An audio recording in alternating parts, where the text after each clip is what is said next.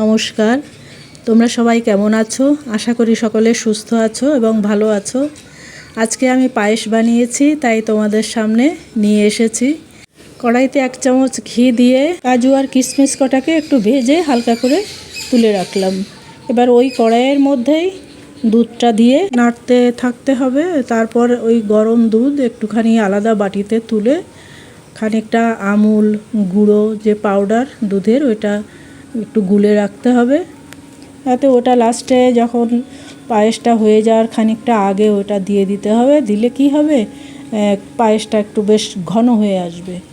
এবার দুধটা যখন বেশ অনেকটাই একটু ঘন হয়ে গেল, তখন আতপ চাল আগের থেকে একটু ভিজিয়ে রেখেছিলাম। আধা ঘন্টা খানেক আমি ধুয়ে জলটা ঝরিয়ে রেখে দিয়েছিলাম।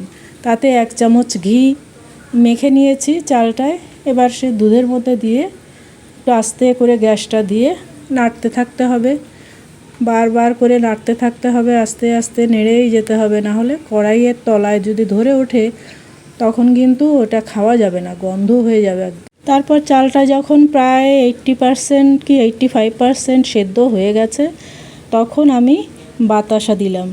বাতাসা দিয়ে একটু নাড়াচাড়া করে তারপর কাজু কিশমিশ যেটা ভেজে রেখেছিলাম সেটাকে দিয়ে একটু নাড়তে থাকবো, কারণ বাতাসা দেওয়ার পর বেশ পায়েসটা একটু পাতলা মতো হয়ে যায়। এইভাবে নাড়তে নাড়তে ব্যাস হয়ে গেল পায়েস।